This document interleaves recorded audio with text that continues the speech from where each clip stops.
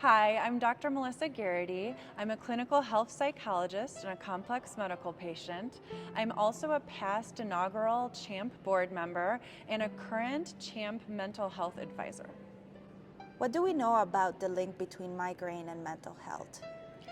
The link between migraine and mental health is actually a complex one. So we know that when we have any sort of chronic illness, our mental health is impacted, because how can it not be? When you're learning how to navigate your chronic migraine or headache disease, or even episodic migraine, what can happen is you start to maybe feel that your life becomes smaller and smaller. So if you have to miss like work events or your child's, play or things like that, it can take a toll on a person. And not only that, but just the pain itself and the many different symptoms that migraine disease can have can absolutely impact a person's mental health and can increase anxiety and depression, and just be really difficult.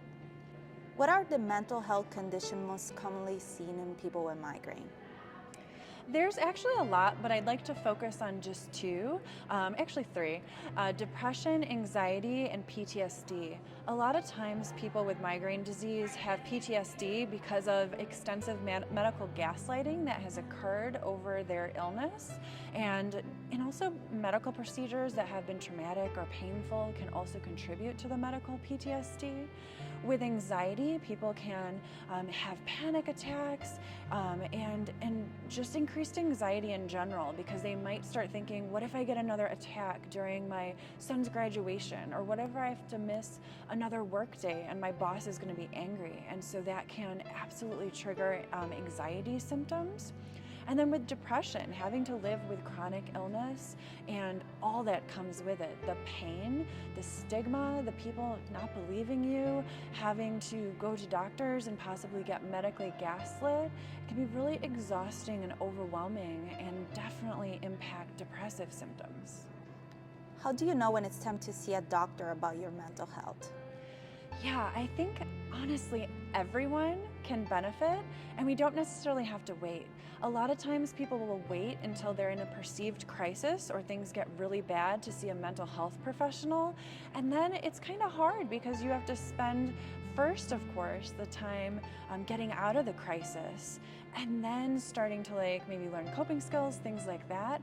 But what I like to tell people who are especially dealing with migraine disease is don't wait until a crisis to make that first mental health appointment.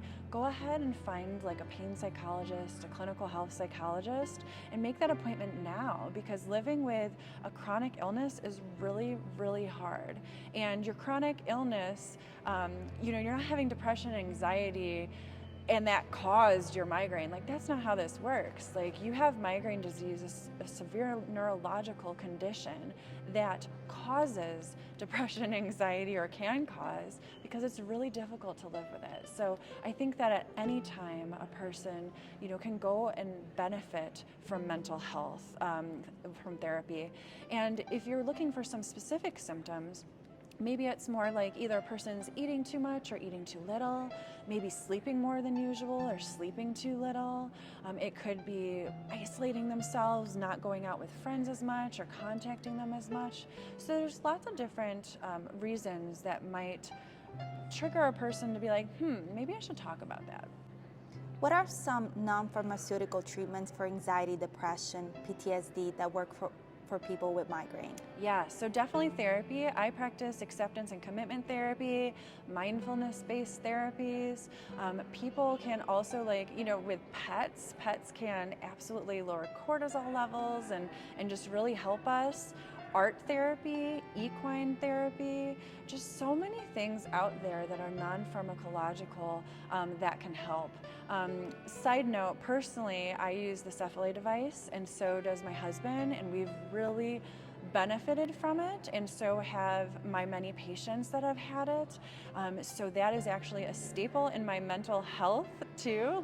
So if I'm feeling more stressed because I'm having this migraine attack and I'm about to present, or having to see a bunch of patients, I put on my device first, and that just allows me to know that it's going to help, so then it can actually help lower stress levels as well, because I have a device that has my back. Both migraine and anxiety or depression are invisible diseases that often carry a stigma. When someone lives with both, what advice do you have to help them advocate for themselves? My advice is to find your community. So with CHAMP, Retreat Migraine here, this is our community, and there's so many free resources on the CHAMP website. The coalition members, my goodness, they have lots of free support groups so that you can feel like you're not alone. And then once you start talking about it more, it starts to destigmatize it because you realize that other people are having the same experiences, and it allows you to have that voice. Another thing that people can find helpful is to advocate. So I've done Headache on the Hill quite a few times. That's something that people really feel empowered by doing. So I think it really just depends on what you're comfortable with and how you'd like to start.